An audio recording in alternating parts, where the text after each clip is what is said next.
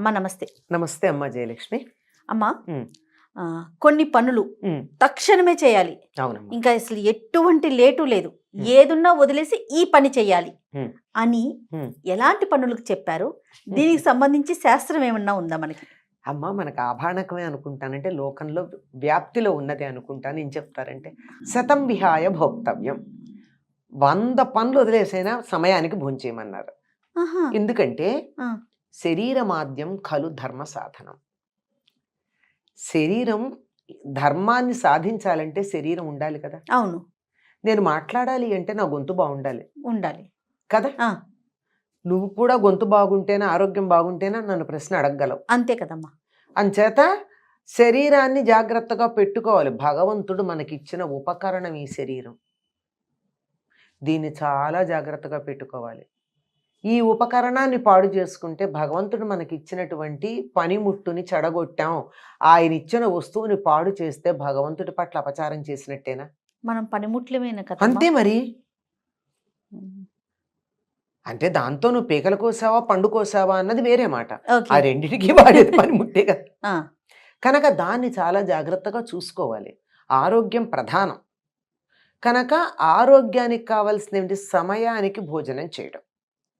ఒకప్పుడు అందరూ ఆరోగ్యంగా ఎందుకు ఉండేవారు మన దేశంలో అంటే ప్రకృతి ఏ సమయంలో భోంచేయమని మనకి నియమాలు చెప్పిందో ప్రకృతిని అనుసరించి ఆ సమయానుగుణంగా ఆహారం తీసుకునేవారు, ఆరోగ్యంగా ఉండేవారు. కనుక ఆ సమయానికి ఆహారం తీసుకోవాలి అంటే 100 పనులన్నా పక్కకు పెట్టి ముందు తిను తర్వాత 100 పనులున్నా పక్కన పెట్టి భోజనం చేయమన్నారు. అంతేకాదమ్మా, సహస్రం విహాయ స్నాతవ్యం, 1000 పనుల పైన సమయానికి స్నానం చేయమన్నారు. శరీరం శుచిగా ఉండడంతో పాటు స్నానం చేస్తే మనసు కూడా తేలిక పడుతుంది. చికాగ్గా ఉందనుకోండి, చాలా చికాగ్గా ఉంది, స్నానం చేస్తే తేలికైపోతుంది. పిల్లలు ఏడుస్తూ ఉంటారు అప్పుడప్పుడు, హాయిగా తీసుకెళ్ళి గోరువెచ్చని నీళ్లతో వాళ్ళకి స్నానం చేయించండి, సగం చికాకు హాయిగా పడుకుంటారు. ఈ హాయి శరీరానికి మనసుకి కూడా వస్తుంది.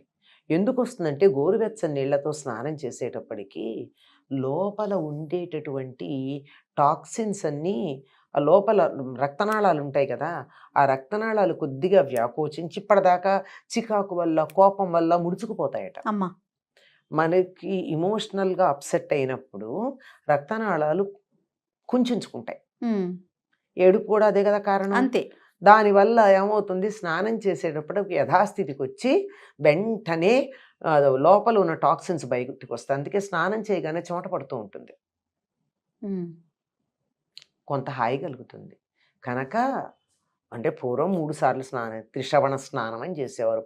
ముందర తెల్లవారుదామని చేయడం, మధ్యాహ్నం భోజనానికి ముందు చేయడం, సాయంకాలం చేయడం. నాకు ఎందుకు అనుమానం వచ్చిందంటే అసలు చిన్నతనంలో భలే సందేహాలు వస్తాయి. వాల్మీకి మహర్షి మిట్ట మధ్యాహ్నం తమసా నదికి స్నానానికి బయలుదేరి వెళ్ళాడు అని ఉంటుంది రామాయణం ప్రారంభంలో. ఏంటి పొద్దున్నే స్నానం చేయడా వాల్మీకి? మధ్యాహ్నం వెళ్ళటం ఏంటి? మధ్యాహ్నం వెళ్ళడం ఏమిటి? పొద్దున్నుంచి పాచిమోహన్లా కూర్చున్నాడా మన ఈ కాల పిల్లల్లాగా? కోపం తెచ్చుకోకండి ఎవరు, వాస్తవం మాట్లాడినప్పుడు అని అనిపించింది. తర్వాత కాస్త ఆ దృష్టితో చూస్తే త్రిశ్రవణ స్నానం 3 సార్లు స్నానం చేస్తారు. అంటే నిద్ర లేవంగానే రాత్రి ఉన్నటువంటి నిద్రపోయేటప్పుడు చాలా ఇవి వస్తాయి కదమ్మా, మెటాబాలిక్ యాక్టివిటీ ఉండి అన్ని రంధ్రాల్లో నుంచి మల పదార్థాలు బయటకు వస్తాయి. అన్ని రంధ్రాలు, ఆఖరికి రోమకూపాల్లోంచి కూడా వస్తాయి కదా చెమటలు బట్టి. అందువల్ల ఆ స్నానం చేసి దాన్ని వదిలించుకుని తాజాగా ఉంటాం. స్నానం చేసేదాకా బద్ధకంగా ఉంటుంది. స్నానం చేస్తే బద్ధకం వదిలిపోయిందా లేదా? ఒక సమయం అలవాటు పడితే కనుక స్నానానికి, ఆ సమయం దాటేసిందంటే ఇంకా ఏంటో ఒకలాంటి అనీజీనెస్ ఉంటుంది కదమ్మా, ఉంటుంది. అది చికాకు వచ్చేస్తుంది. అది అయిపోయింది. తర్వాత మనం మామూలుగా బోల్డ్ పనులు చేసుకోండి. నేను స్నానం చేశాను కనుక ఇది చెయ్యను, స్నానం చేశాను కనుక అది చెయ్యను అనేటటువంటి వాళ్ళు చాలా మంది కనపడతారు. అట్లా ఏం లేదు, అన్నీ చేసుకుందాం. కావాలంటే మళ్ళీ ఇంకో స్నానం చేద్దాం, మునిగిపోయిందే ఉంది కదా. అది అట్లా స్నానం ఒక్కటి 1000 పనులు పక్కకు పెట్టన్నా స్నానం చేయాలి. ఎందుకంటే శారీరకంగా మానసికంగా ఒక రకమైనటువంటి తేలికతనం వస్తుంది, అలసట పోతుంది.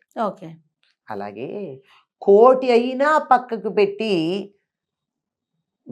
హరిని ధ్యానించమని చెప్పారు. 1,000,000 పనులైనా పక్కన పెట్టా, ఈ సమయానికి నేను ధ్యానం చెయ్యాలి, ఈ సమయానికి పూజ చేయాలి అని అన్నప్పుడు కోటి పనులు ఉన్నా, 1,00,000 పనులు, 1,00,000 పనులు ఉన్నా వాటిని అక్కడ పెట్టి ఆ సమయానికి మాత్రం మనం ధ్యానం చేయాలన్నారు. అంటే ఇలా ప్రతి దానికి కూడా ప్రయారిటీ అనేది ఒకటి ఉంది. ప్రయారిటైజేషన్ అనే పదం మనం తరచుగా వింటున్నాం ఈ అవును. కాలంలో. ఏది ముందు చేయాలి, ఏది తర్వాత చేయాలి అని అన్నప్పుడు ఏది ముందుగా తక్షణమే చేయాలి. తక్షణము చెయ్యాలి అన్నది ఎంత తెలివిగా చెప్పారండి. ముందర 1,00,000 పనులు పక్కకు పెట్టి దేవుణ్ణి ధ్యానించంటే తర్వాత వినం మనం. అవును. 1,00,000 పనులు పక్కకు పెడతానా అంటాం. అందుకని ముందర నీకు ఆకర్షించేటట్టుగా శతం విహాయ భోక్తవ్యం అన్నారు. 100 పనులు ఆపేసైనా తినమని చెప్పారు. ఎందుకంటే శరీరానికి సమయానికి ఆహారం పడకపోతే, ఒకప్పుడు మంచి పుష్టిగా ఉండేవాళ్ళు గనక 1-2 రోజులు తినకపోయినా బాగానే ఉండేవాళ్ళు. ఈనాటి వాళ్ళతో అంత శక్తి ఎక్కడుంది? అవునమ్మా. 5 నిమిషాలు అయ్యేప్పటికీ తోటకూర కాడల్లాగా వాలిపోతున్నారు. అందువల్ల తినండి, పని చేసుకోండి, సమయానికి స్నానం చేయండి. ఈ రెండూ చేసినప్పుడు తర్వాత అది కూడా చెయ్యండి, సమయానికి దైవధ్యానం చేసుకోండి. కోటి పనులైనా పక్కన పెట్టా. ఈ సమయానికి నేను ధ్యానం చేయాలి, ఈ సమయానికి పూజ చేయాలి అని అన్నప్పుడు కోటి పనులు ఉన్నా, 1,00,000 పనులు, 1,00,000 పనులు ఉన్నా వాటిని అక్కడ పెట్టి ఆ సమయానికి మాత్రం మనం ధ్యానం చేయాలన్నారు.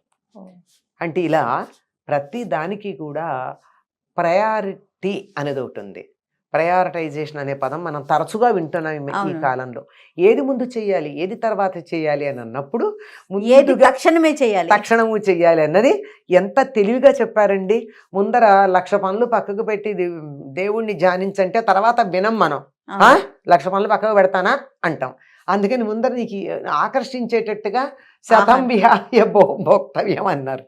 100 పనులు ఆపేసైనా తినమని చెప్పారు. ఎందుకంటే శరీరానికి సమయానికి ఆహారం పడకపోతే, ఒకప్పుడు మంచి పుష్టిగా ఉండేవాళ్ళు గనక 1-2 రోజులు తినకపోయినా బాగానే ఉండేవాళ్ళు. ఈనాటి వాళ్ళతో అంత శక్తి ఎక్కడుంది? అవునమ్మా. 5 నిమిషాలు అయ్యేప్పటికీ తోటకూర కాడల్లాగా వాలిపోతున్నారు. అందువల్ల తినండి, పని చేసుకోండి, సమయానికి స్నానం చేయండి. ఈ రెండూ చేసినప్పుడు తర్వాత అది కూడా చెయ్యండి, సమయానికి దైవధ్యానం చేసుకోండి. అద్భుతం. నమస్తే అమ్మా. నమస్తే అమ్మా. సుమన్ టీవీలో మీ పర్సనల్ అండ్ బిజినెస్ ప్రమోషన్స్ కోసం కింది నెంబర్కి కాంటాక్ట్ చేయండి.